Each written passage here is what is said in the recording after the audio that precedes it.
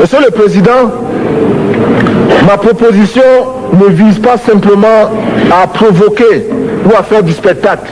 Je voudrais dire ce que chacun de nous pense et souhaite.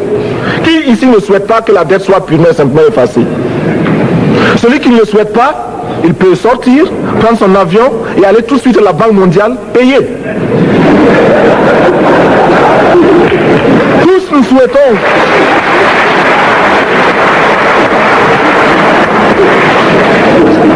ma proposition n'est pas non plus, je ne voudrais pas que l'on prenne la proposition du Burkina Faso comme celle qui viendrait de la part de jeunes sans maturité, sans expérience. Je ne voudrais pas non plus que l'on pense qu'il n'y a que les révolutionnaires à parler de cette façon. Je voudrais que l'on admette que c'est simplement l'objectivité et l'obligation.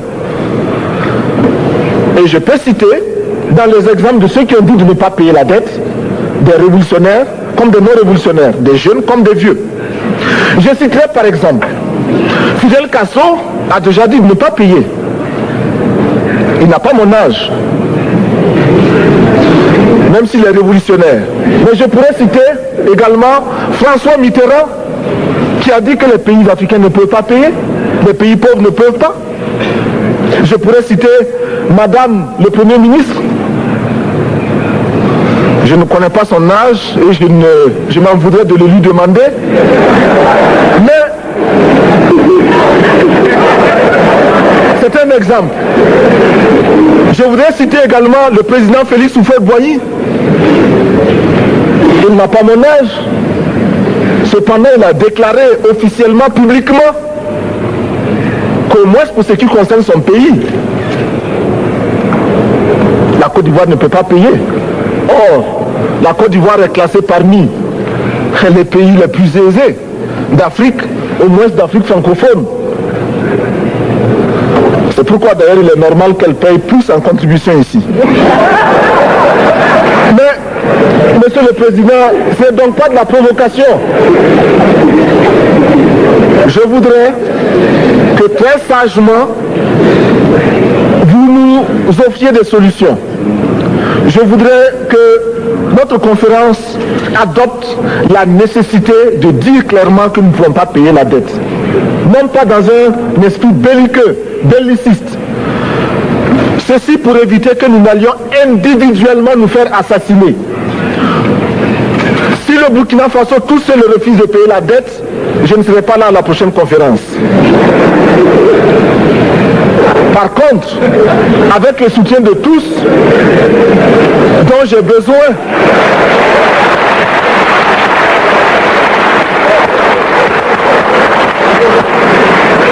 avec le soutien de tous, nous pourrons éviter de payer. Et en évitant de payer, nous pourrons à notre développement.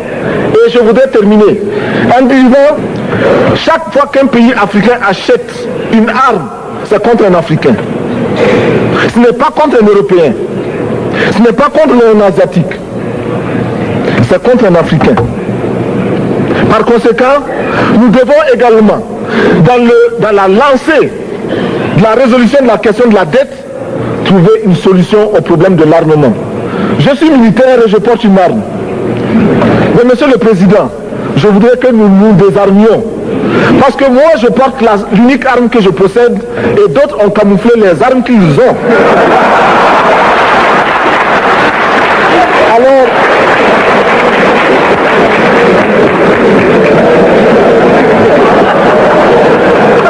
Alors, chers frères, avec le soutien de tous, nous pourrons faire la paix chez nous. Nous pourrons également utiliser ces immenses potentialités pour développer l'Afrique, parce que notre sous-sol sont riches. Nous avons suffisamment de bras et nous avons un marché immense, très vaste, du nord au sud, de l'est à l'ouest. Nous avons suffisamment de capacités intellectuelles pour créer, ou tout au moins prendre la technologie et la science partout où nous pourrons les trouver. Monsieur le Président, faisons en sorte que nous mettions au point ce front uni d'Addis Abeba contre la dette. Faisons en sorte que ce soit à partir d'Addis Abeba que nous décidions de limiter la course aux armements entre pays faibles et pauvres. Les gourdins et les coutelas que nous achetons sont inutiles. Faisons en sorte également que le marché africain soit le marché des Africains. Produire en Afrique, transformer en Afrique et consommer en Afrique. Produisons ce dont nous avons besoin et consommons ce que nous produisons au lieu d'importer. Le Burkina Faso est venu vous exposer ici la cotonnade produite au Burkina Faso, tissée au Burkina Faso, cousue au Burkina Faso pour habiller les Burkinabés. Ma délégation et moi-même, nous sommes habillés par nos tisserands, nos paysans. Il n'y a pas un seul fil qui vienne de l'Europe ou de l'Amérique.